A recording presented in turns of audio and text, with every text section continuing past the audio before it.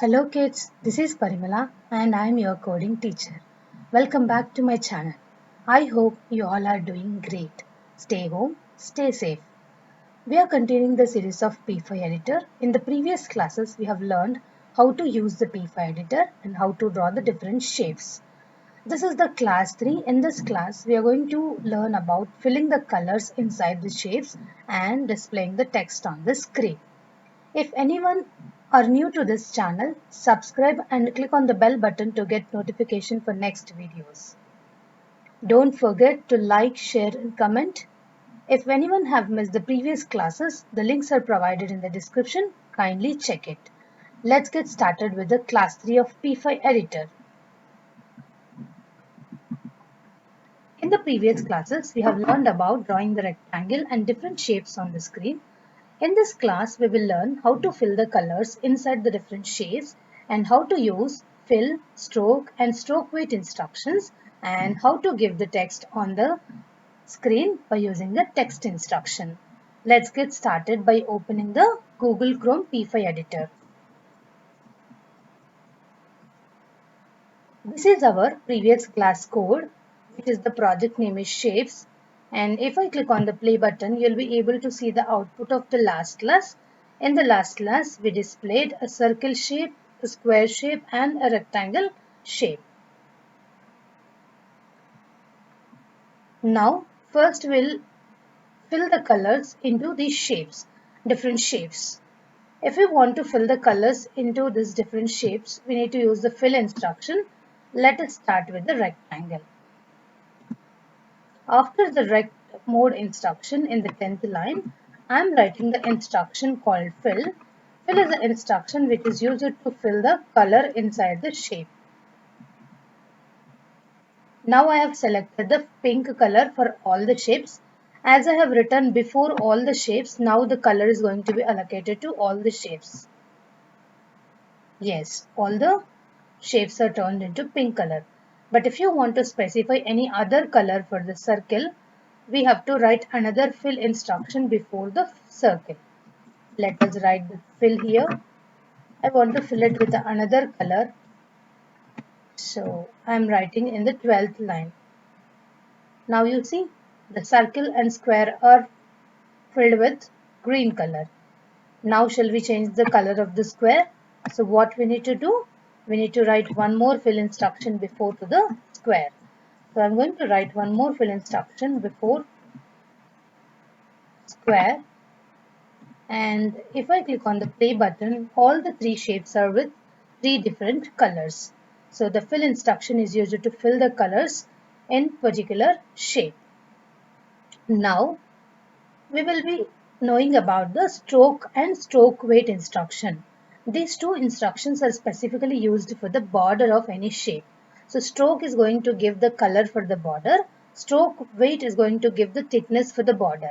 First we'll try that for the rectangle. Now we will try the stroke with rectangle first. Inside the stroke instruction, we are going to write some color.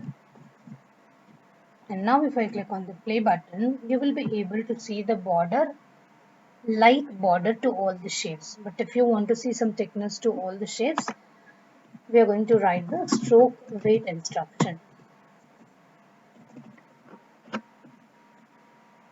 And stroke weight we have to give some number, depends on our thickness. If I click on the play button, you are going to see some thickness border to all the shapes. Now in the same way, we will also try different colors, different border colors by using the stroke instruction with other shapes also.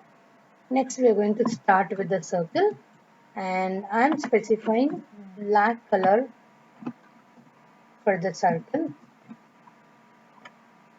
Black border. Yes, now circle and square borders turned into the black color. And I can also give the another border color for the square by writing the stroke instruction, and I want to give some brown color here. Now you can see the square border is also turned. So stroke is instruction used for color of the border, and if we want the border in a thickness, we have to use the stroke weight instruction. Now we are going to draw the ellipse shape on the screen. I'm going to type the ellipse shape in the last line of the program.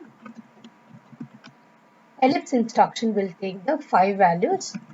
X position is 200, Y is 300, and the length for the ellipse, width of the ellipse, height of the ellipse. Now you are able to see one ellipse on the screen.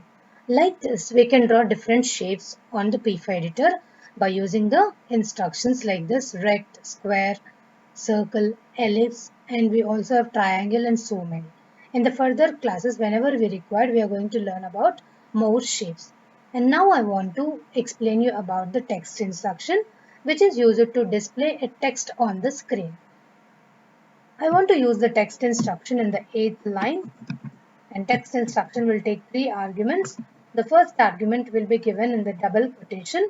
I want to give this class heading, that is filling colors. And after the double quotation, we need to give comma, and we have to give 2 more numbers. One is for X position, another one is for Y position. So X position 80 means from the left side 80 position means it will start nearly here, and from the top 20 means it is going to come here. So it will be looking like a heading now. If I click on the play button, you are going to see the text instruction on the screen.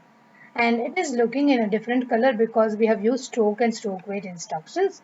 And if you want to increase the size of that particular text, you can increase by using the text size instruction. S will be the capital, and I'm going to use the size 22 here.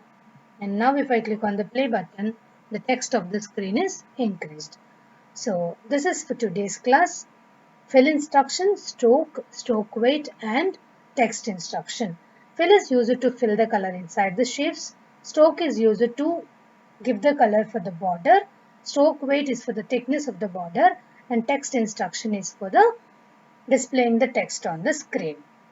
In the next class, we are going to take a format of shapes, and we are going to display different shapes in a different places on the screen, on the canvas, so that we can be identifying where we can display our images in the future if we want to develop any games.